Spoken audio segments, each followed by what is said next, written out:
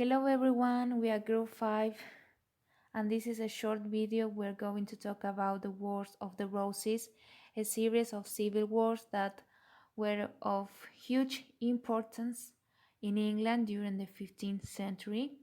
For that we have made this synoptic chart with some concepts to be explained. First of all, we have the topic we are explaining, the Wars of the Roses.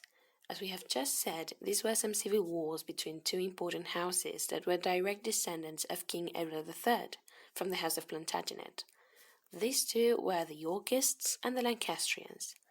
The Yorkists were headed by the Duke of York, Richard, and represented by a white rose as an emblem. On the other hand, we have the Lancastrians, which were headed by Queen Margaret of Anjou, who was married to Henry VI. The emblem of this house was also a rose, but this time a red one. Another thing we can see is that they are catalogued as the War Party and the Peace Party, and this is because there were three main stages that led to the war to begin.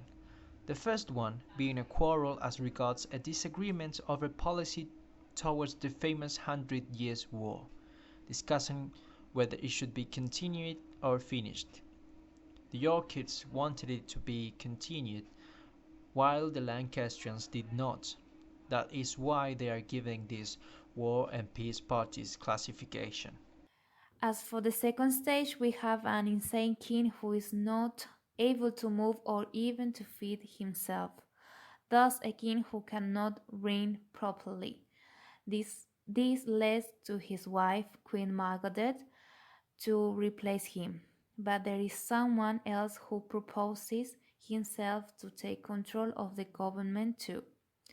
This is Richard, Duke of York, head of the Yorkists. Of course, this results in a quarrel between the parties, which led us to a third stage, the fight for the crown and the truly beginning of the Wars of the Roses. These wars were fought between the two families, accompanied by other families of nobles with their own followers, including knights, clerics, and lawyers.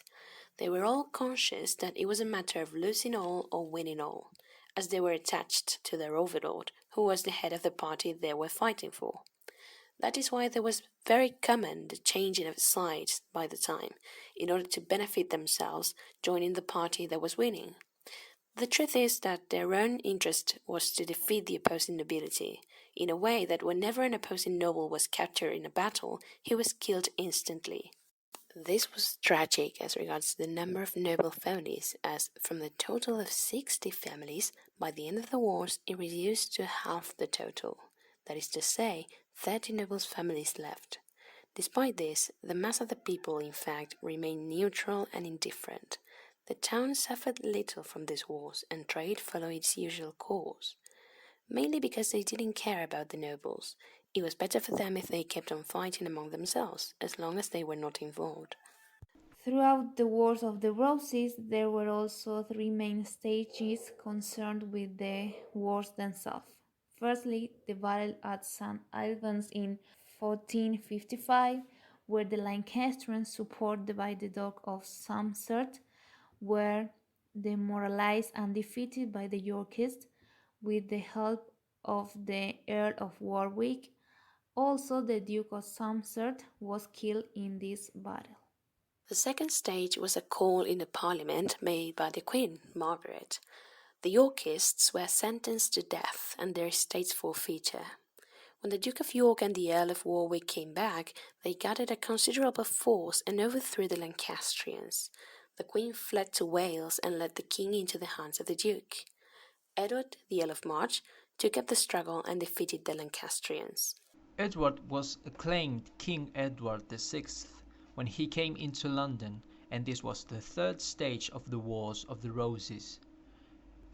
Edward's place was safe after the defeat of the main Lancastrian force. In the parliament that was called, the Yorkists ensured that their followers were in it. Edward was crowned king and Henry VI was locked up in the Tower. It seemed that the triumph of the White Rose was complete. These wars were not so continuous. They were mainly intermittent. It is said that of about the 25 or 30 years that they lasted, they only fought for about 50 months. And the fighting between these two parties ended with the Tudor dynasty, but that's something for another video. By now, that's all. Thank you so much for watching. Bye!